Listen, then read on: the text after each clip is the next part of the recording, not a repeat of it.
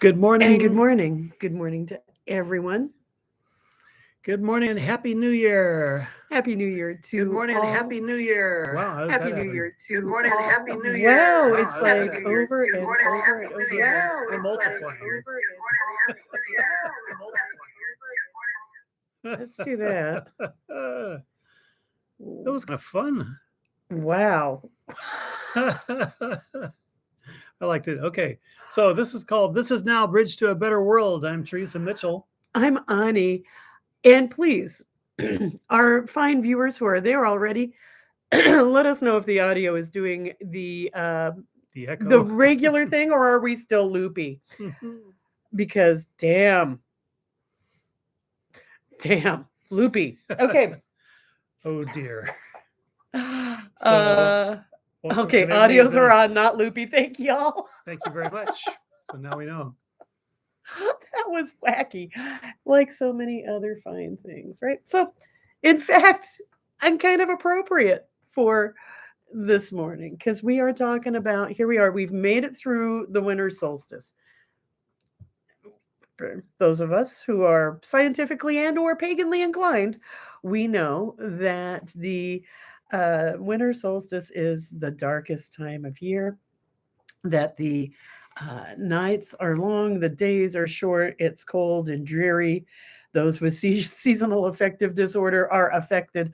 And, you know, in days of yore, before, the modern store and the food distribution systems that are in place, and not particularly robust, I might point out now. It was truly a matter of survival to get through the dark and cold of the year.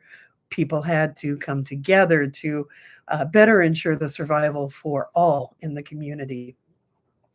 And so, looking at this year, okay, we've made it through that. We are coming up on the Gregorian page flip, right? I don't have a whole lot of uh, investment, I suppose is the word, in the Gregorian calendar.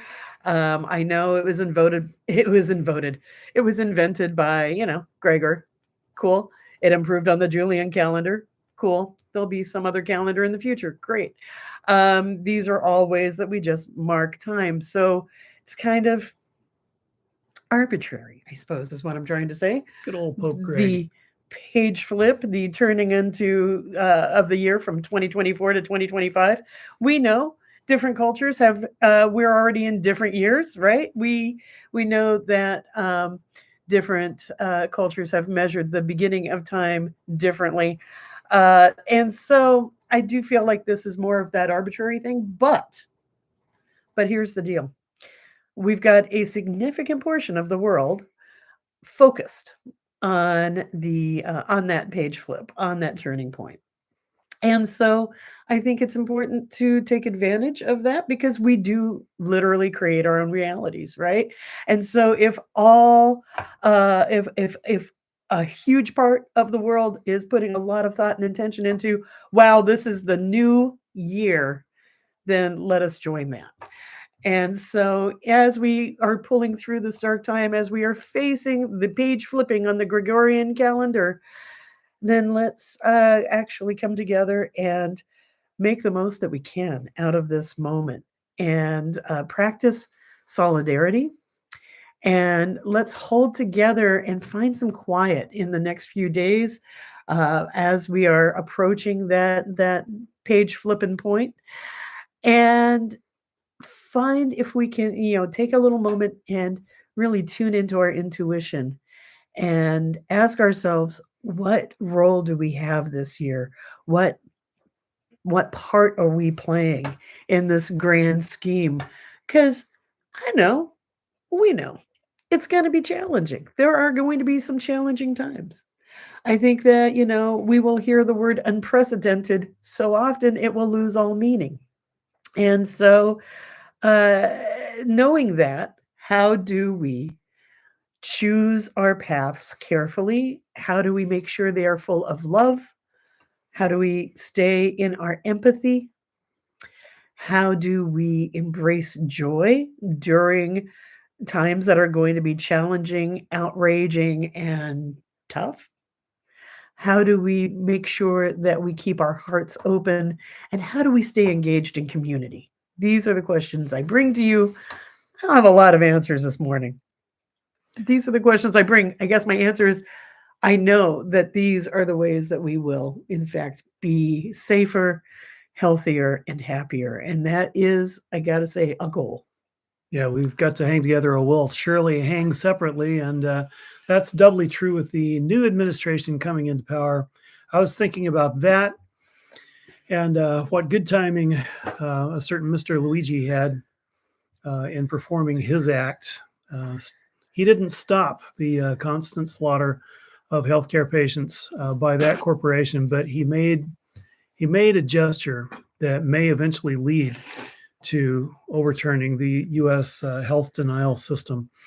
It's something that kills people by the thousands, and I don't know. It's one of those things where if I had my druthers, Luigi would be the point man of a committee that had decided that CEO needed to be kidnapped and used to force change immediately and thereafter. But it isn't and wasn't and maybe couldn't be. And I mentioned Luigi because that's a bright spark. And I mean that in the sense of iskra. I used to write for the Spark newspaper in Texas, and it was intended, as you might expect, coming from me and my friends. And I want to say that spark was very necessary. The spark of Luigi, I mean, because it happened that many people adding to the theft of the election by hacking and adding to the general sense of malaise of people being stripped of their capacity to support their families year after year after year, worsening and worsening and worsening. In counter to that, Luigi came around and gave the opportunity, even though he admitted himself he didn't have a full analysis of what he was doing, but what he was doing was necessary. And I'm glad that it happened, because we need to understand that we're going to have to fight for ourselves now that the super oligarchs are ready they're just drooling over taking power. And of course they won't release it. I mean, if you think about it, people are saying, oh, the 4 years, what are you talking about? Because despite whatever Trump may have said, he can't afford not to be president because he'll be arrested. So we have Trump until he's dead. We need to think that over and adjust our tactics accordingly. And we have the oligarchic system that he has sort of put the whipped cream on top of. It was surely forming before this, right? Anytime a society allows the wealth gap to be as out of control and spiraling as our society has, you've got major problems, right? You can't have a democratic system where, a couple people in the country can buy off the rest of the country. That's not a democratic system, right? And so we've had this, it's been building for a while. Trump has done what Trump does, which is he's capitalized on the moment. This is sort of his modus, throughout his frickin' pathetic life.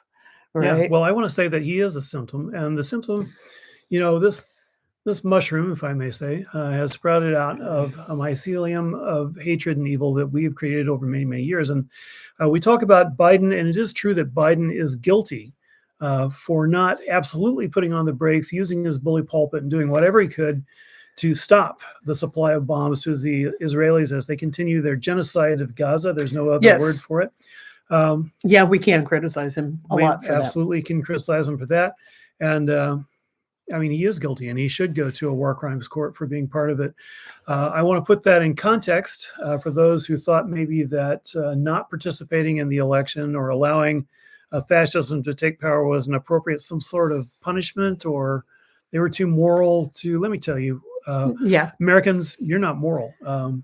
You're not as guilty as a president, but we are all guilty of this kind of slaughter.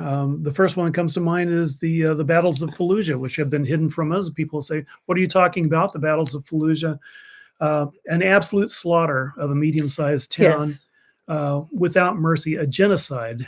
And I said so at the time to crickets, I recall. There were There weren't that protests many in the crickets. streets. I mean, honestly, there were a lot of protests, but the mainstream media, no, that was Yeah, crickets. they kept it out. And Right. so people don't know that the U.S. launched artillery rounds from their giant, you wouldn't believe the size of these artillery guns. Yeah. The same as the aerial bombing. And what do you want there? Is a well, anyway, what I was going to say is we didn't bomb them with airplanes, but we bombed them with artillery until they are pretty much all gone or driven out. And there's purposely no casualty count because the U.S. is in charge. And the whole thing was started when some mercenaries started acting in a particularly ugly manner, raping and looting whatever they wanted to do. And they were shot up by local inhabitants and hung up by their heels after they had been mutilated. And that gave the Americans the excuse, I suppose, they needed to go in and obliterate the town. And so now we see the Israelis doing it. And the reason I'm bringing it up is, well, Vietnam, Korea, El Salvador, Nicaragua, Honduras. This has been the U.S. hallmark for a long time, and we all have this blood dripping from us. So I want that flow of blood to stop. I want Americans to stop being imperialist.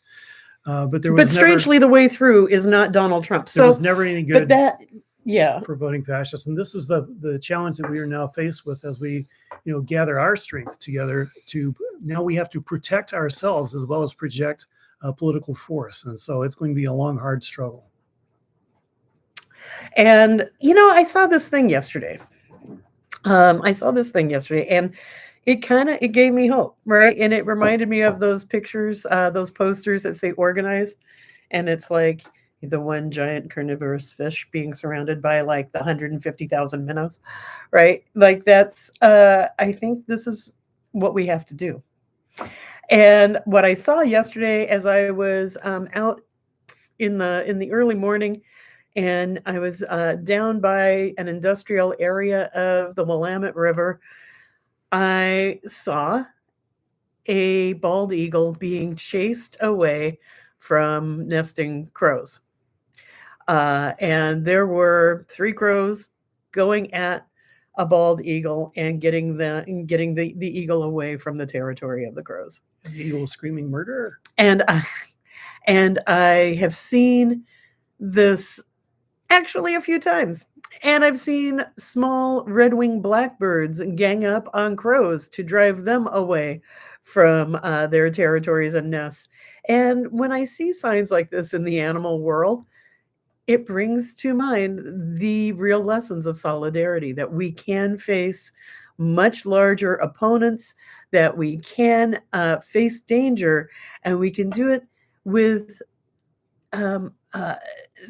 I will say, we can do it in concert with each other, sharing what we have and sharing our attitude, right? Sharing this ruckus, nah, no pasaran, no, you're not doing this here. We are holding community safe.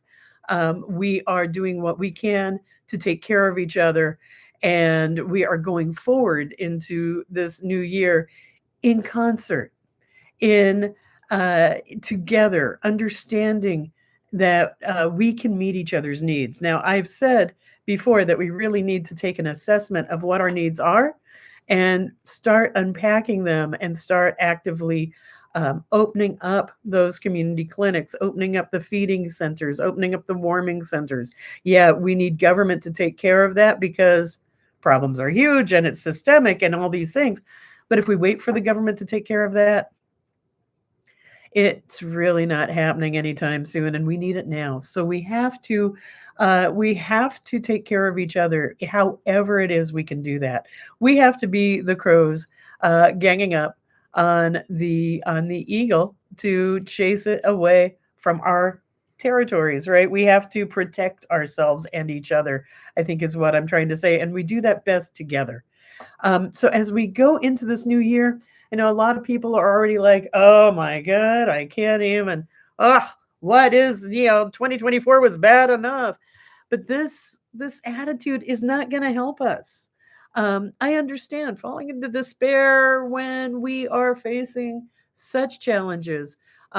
Such an oligarchic system of spewing rhetoric to keep us divided and small. We have to be smarter than that. We can't take that rhetoric to heart. We have to understand that that is their tactic. That is the only way they prevail, is to keep us small and fighting each other. And so, really, we have to find ways to uplift each other, to stretch ourselves a little bit, and maybe reach into places we have not been engaged in before, because we have messages to spread. And those messages are about solidarity. Those messages are about empathy. Those messages are about joy, because I really believe joy is our birthright. And we cannot give up joy. We cannot give up laughter, and we cannot give up love and pleasure just because we've got some absolute oligarchic greedheads in the White House, right? We cannot give up on each other. We cannot give up on ourselves, and we cannot give up on joy. We cannot give up on pleasure. These are things that will make us whole and healthy and will sustain the movement going forward. So going forward is, in fact, what we need to do. We can be those small birds chasing away the threats to our nests. We can provide safety for each other, I think, is the analogy there. And we can do it by making sure our needs are met, making sure each other's needs are met. It's important to take care of yourself. It's important to guard your own energy. It's right up there with the airplane and the gas masks, so that we make sure that you are putting the mask on your own face first, so that you will have the strength and capacity to take care of others. It's okay to say no. It's okay to turn down invites. It's okay to turn down opportunities to engage if, in fact, your heart's not in it for that moment. It's important to take care of yourself. For myself, I know I can read some periodicals. I can scan news on some fantastic news aggregating websites like Common Dreams. And I hope everyone can support Common Dreams, because they've been a very important source. This is the time to support Democracy Now!, Common Dreams. Zetio, and many others. We should actually provide a list in the description of ProPublica. this. In the description of this video, we'll go ahead and compile a list over the course of the day. So if you're watching this live, it's not there now. But if you are watching this later, then by all means, check back in. What is later? If you're watching this after the 27th of December, that list should be in the description of some fantastic independent media resources to support, because we cannot depend on mainstream media. Even the lefty mainstream media is owned by the oligarchs. Let's face facts. And, we'll only go so far. Hence, Hedi Hassan. If you mean MSNBC. Yeah. And hence, Mehdi Hassan has broken away and has started Zetio, because he could not actually speak his mind as a brilliant reporter that he is on MSNBC. I want to add to what you were saying about joy and laughter. Some of my best memories of joy and laughter were sitting in the Clackamas County Jail, having been dragged there in handcuffs with the Enola Hill gang. Hi, guys. Hi, Forrest. What year was that? That was 97? Yeah, 96, 97, something like that. We were trying to defend the forest. I was trying to cover it for KBOO, actually, and we were all dragged into jail, and we played charades until the guards left. And that's some of my best memories. We stuck together and dealt with it with laughter. And it is so important to do that, right? It is so important to do that. And so that is, the coming together in a political movement is joyous. Coming together to create community, to build community assets, coming together to get to know each other and strengthen, social bonds. These are joyous things. And so it's with that spirit, in that spirit, that we move forward into the new year. Yes, in fact, Wild Radio, our joy really pisses them off, which is, extra reason to be joyous, right? Although I got to say, we got on with the guards better after they watched us trying to do charades to do the words Boutros Ghali. I've heard that story from everyone in that jail that night. I think everyone decided that charades to Boutros Boutros-Ghali was the thing. Anyways, but again, we can find joy in hard times. We can find joy in these moments, and we need to. Joy sustains us. My old colleague, my old comrade, who has since passed on, Melody Silverwolf, used to say, "If it's not fun, it's not sustainable." And I remember at the time I was, my extraordinarily serious 20 something self. And I was like, what? But the revolution, we must seriously engage. And I've since then realized, no, she was totally right. If it's not fun, it's not sustainable. And, it's kind of the thing, right? Joy. It's our birthright. We need to have fun with each other. Otherwise, what the heck is the point? So that is all coming up next week. That calendar flipping time has come to us again. So we embrace community in 2025. We embrace each other. And again, let us remember to take care of ourselves. I know where I was going with the need to support independent media. We understand the world is going to be challenging, right? We understand our president is making it more challenging by the day. Dude has not even taken the seat, right? And he's already attempting to annex Canada, Panama, and Greenland. It's not too late to arrest him. And so what I'm saying is, as we move forward, part of taking care of yourself is not doom scrolling.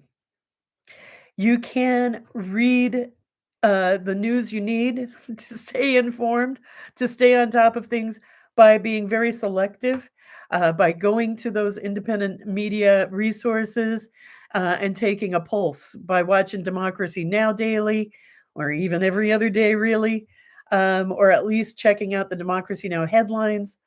You'll stay informed about what's going on without letting your life be sucked away through endless hours of mainstream media and doom scrolling, which does not actually add to our information, but it does suck away our life force.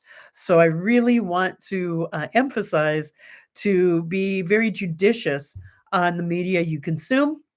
Be very use your discretion to make sure that you are consuming media that will give you the most information for the time spent, so that you can stay informed and know how to engage, know where to apply pressure, have a good information and good informed foundation for your actions, because we need to take actions that are informed. The time for just sort of wildly targeting something because stuff, that's tired, right? We can't do that. We have to be very strategic in actions and indirect actions. That would be in our direct actions, not indirect actions. We have to be very strategic and actually use our energy where it will do the most good. So that's what I agree. have to say. And we lefties have to continue our efforts to educate new generations as they pop up. And the energy of the generation opposing the Israeli genocide was beautiful, and they were doing the right thing. And it only went wrong when it became a self-righteous crusade to allow Trump in. So if I'm describing you, well, okay, you fucked up. I understand. Now you owe us double, and we need to save the planet from these oligarchs, because they are going to go absolutely frenzy. They are going to be shark feeding after the 20th. So, anything else? That's all I have to say. Cool. This morning. That's not all I have to say. And yes, absolutely do not obey in advance. Absolutely no compliance with this fascist system. That move to self-censor, the move to as Morning Joe visits Mar-a-Lago to try to save his pathetic ass. We know this is not the way forward. We know this will not make anything better. This is the way that kind of illegitimate power becomes entrenched. So do not comply, do not obey in advance. And thank you all for understanding how important that is and for bringing it up every week. It's so important. Read Timothy Snyder's work, incredibly important at this time. Read Naomi Wolf's work, incredibly important at this time. No, not Naomi Wolf, doppelganger. She's constantly being Yes, confused with Naomi I Wolf. also need to wake up. I And have that this is a small. problem. You mean Naomi Klein? Yeah. I mean Naomi Klein, who actually wrote the book Doppelganger because she's confused with this other person who has gone That's okay. rather wrong. Last week I said that Pinochet was ravaging Yeah. Argentina. Read Naomi Klein's shock doctrine. Read Rebecca Solnit, who has so many good works out. It's time to be inspired. It's time to inspire each other. And it's time to move forward together into 2025. May it be bright and shiny. May it bring us many good things and moments of joy, moments of transcendent bliss, moments of solidarity and strength. And may we make it through this maze of 2025 together. And I got cards. Give us a reading, Witchy. Yeah, Substack is an incredibly good resource, John. Thanks for pointing that out. Snyder is a regular poster on Substack. Michael Moore, Jojo from Jers, who John has also turned me on to, Zedio, and Mehdi Hassan. Substack has a lot of very, very important writers right now. So, what do I have for our reading today? We got the Magician. We have the Queen of Wands, and we have the Eight of Swords. And what we have, what does this all mean? Well, it means the Magician is about us actually needing to hold our balance, ground and center, make sure that we are able to really feel things deeply, that we're not cutting off our hearts because things are too hard and challenging. So we're just going to, become stoic and cold and soldier through. That's not the way. Be open of heart. Make sure that your intuition is open, that you're taking time in some quiet to really listen to your inner voice and the voice of any guides you may have working with you, right? To make sure that you are taking in inspiration, that you are taking care of your body, resting and hydrating, eating good food, as well as the cookies and all the other stuff, right? Making sure that you are having access to your creative flow, all of that stuff. When we have access to all that, we are operating in our power. We are our most powerful selves, and we really need to be acting in our power right now. The Eight of Swords on its head talks about most of what holds us back is actually brought about by our own selves, right? It's the stories we tell ourselves about not being adequate, not being strong enough, not knowing how to deal with this situation, not trusting others to have our backs, not trusting ourselves to have others' backs. All of that kind of stuff, these stories that we tell ourselves that keep us small. The fact that it's on its head means that we are waking up to the fact that we can be strong, powerful, brilliant beings. Whatever stories you're telling yourself that's making your life smaller, you're seeing through them more readily. The sky is clearing for you. Continue that trend, right? Because we have to be acting in our best and strongest selves to meet the challenges ahead, just like the Magician tells us. And we have the Queen of Wands on her head. Queen of Wands on her head really talks about extending compassion, going the extra mile to not be judgmental, going the extra mile, not to find fault, not to nitpick the little stuff. There's going to be a lot of stuff that we don't necessarily agree on, especially as we start working in larger community.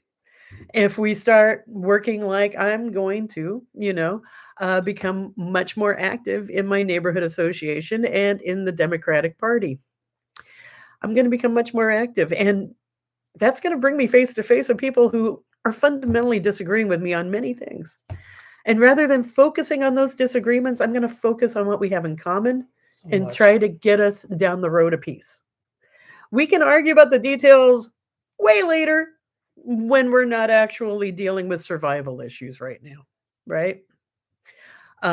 So that is the Queen of Wands on her head. Find ways to stretch your compassion. Find ways to not be nitpicky.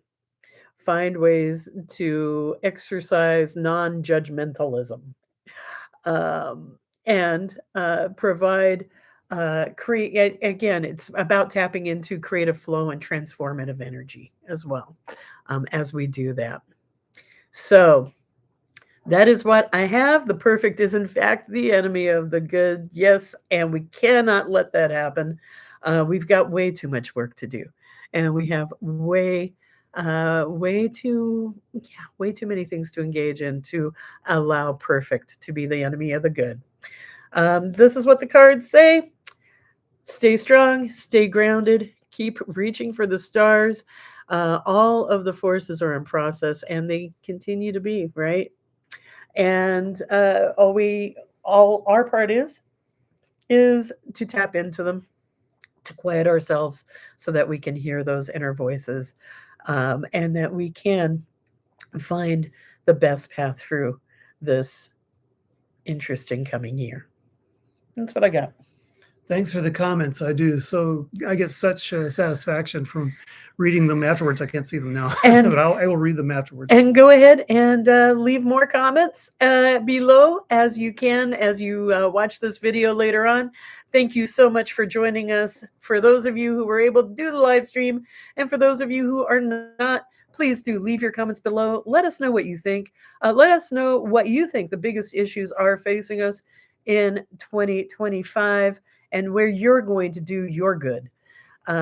Hit the like button on the video. Please do subscribe to the channel if you haven't already. We have grown by leaps and bounds over this last month, and we are just so very happy that more people are tuning in and understanding and being together, creating community here on This Is Now, Bridge to a Better World.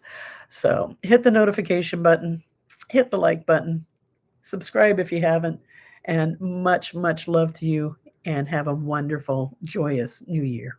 Our love goes out to you and to all the ships at sea.